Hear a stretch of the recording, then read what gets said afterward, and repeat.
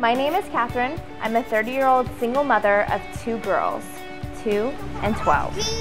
Yes, Jeed. I'm not your stereotypical college student because I am a single mother and I'm not coming straight out of high school. Hey Rosie, don't touch, okay? It's hot. I have many other responsibilities to deal with. Stop it!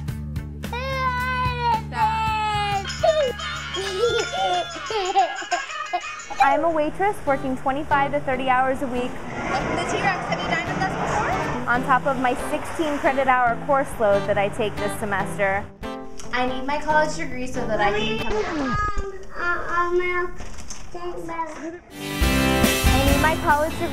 can become a physician's assistant. Being a physician's assistant leads me to be able to help people while still being able to get me and my family from below the poverty line. Going to college is next to impossible because I have to split my time between my family, school, and work. I'm taking a microbiology class, English composition class, a math class, medical terminology, and weight training class. Between the kids, my work, and my school schedule, I am lucky if I get 6 hours of sleep a night. Each year, I take out about $15,000 in student loans to pay for my bills. This is an incredibly large amount of money that is going to take me a long time to pay off when I get out of school. It's also not enough to pay my bills. I still have to work, and what I need right now is the ability to be able to take more out in financial aid. I don't want to have to worry whether I'm going to be able to feed my children, whether I'm going to be able to pay my rent. I see how different our lifestyles are. I have no children, it's just me, and we get the same amount of financial aid. It doesn't necessarily make sense that I, having to take care of 2 other people, would get the same amount of financial aid as somebody who is not taking care of anybody but themselves.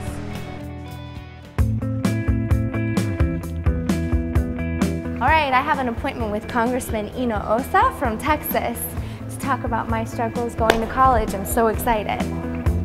Hi, Congressman. Kathryn. Kathryn McCormick. It's a pleasure to meet you, Kathryn. Thank you so much for meeting with me.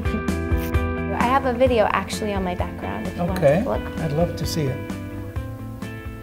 Wow, what a challenge. I can share with you that I went to school also part-time with a full-time job. My classes were at night from 7 to 10 p.m. It's very, very hard, very difficult. I was married, had 3 children. What I'm trying to say to you is, if you want to get out of the less than national poverty level, which is $15,500 a year, you have to sacrifice. And that's what this is all about. And I'm sure that you've given that a lot of thought. Otherwise, you would have quit. Mm-hmm. Is that right? Yep. So I think that I can identify with the difficulties that you are going through. President Obama signed into law the Health and Higher Education Reconciliation Bill. Instead of applying for a Pell Grant that you would probably qualify of $3,500, now it's up to $5,000 a year. Which was very awesome. And in conjunction with that, you could ask for a direct government loan. Another good point about this new bill is that heretofore you would pay 15% of your net pay towards paying off that debt. Now we reduce that 15% to a maximum of 10%.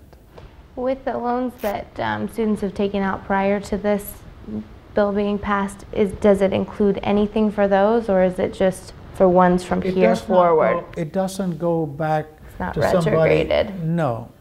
Okay. But I'm very happy that you came to my office and shared with me the challenges that you're going through. Thank you for seeing me.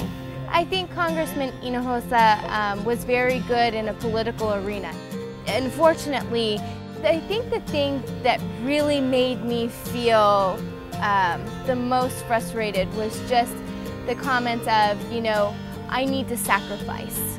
That that school was going to be a sacrifice for me, as if I don't already know that. I'm just seeing if I can get a little bit more help to make it a little bit easier as I go through.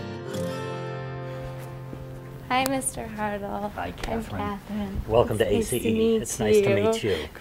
Right. Your story's amazing. I went to graduate school and worked at the same time, and I thought I was doing something heroic. I didn't have 2 kids and wasn't a single parent.